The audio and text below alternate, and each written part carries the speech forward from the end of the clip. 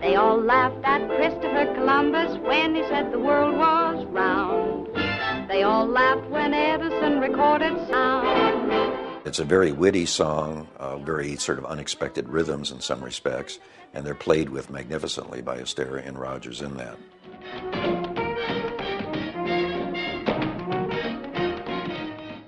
It's interesting to note in Shall We Dance that in addition to writing several songs that have now become standards, George also insisted on writing several ballet sequences that underscore the movie.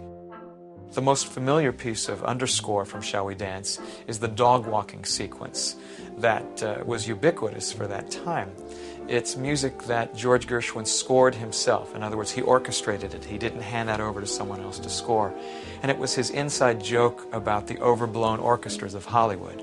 Because every time Gershwin would write a song, they would say, oh, we'll have 60 men played, we'll have 70, we'll have 80, we'll have a huge orchestra. And it was that axiom in Hollywood, bigger is better. But Gershwin scored the music of the dog walking sequence for only 13 or 14 instruments because he wanted it to be a little chamber piece. And it's charming that way.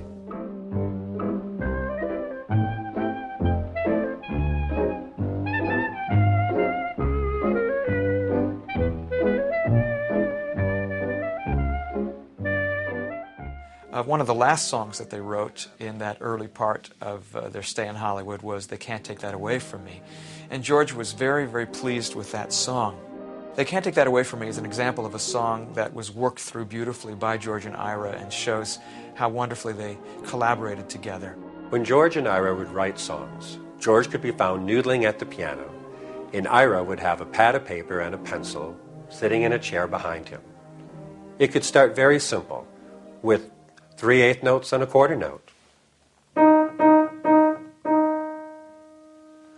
That's how the song, They Can't Take That Away From Me, began. When George played that little motif for Ira, Ira said, George, if you could give me 2 more notes at the top of that, I could give you The Way You Wear Your Hat, the birth of a song.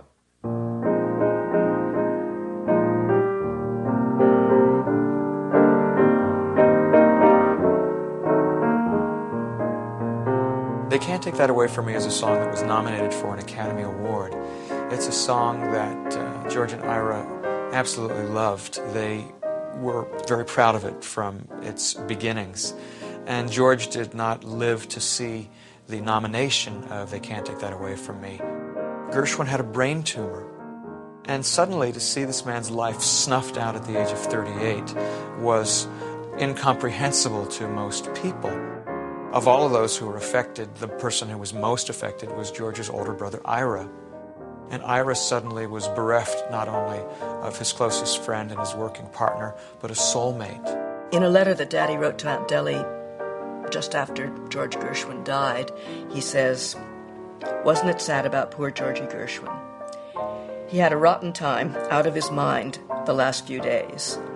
And then Ira told me the last word he spoke was my name. And when Fred Astaire came over to the house to pay his respects to Ira, that's the first time Ira burst into tears, seeing Fred. It was the song They Can't Take That Away From Me that helped bring Ira back to life. After George's passing, Ira was listening to these recordings from Shall We Dance and the recording of They Can't Take That Away From Me. And he said that he felt as if George was speaking to him and saying to him, you've got to go on, you've got to keep working. And Ira said that that was the first time that he felt that he might be able to continue on in the world.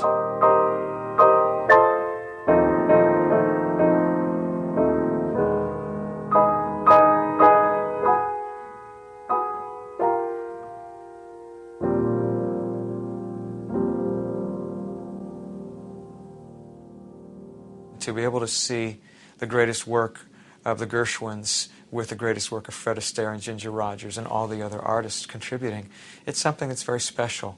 We're very lucky that these films survive. The way you've changed my life, no, no, they can't take that away from me, no, they can't take that away from me.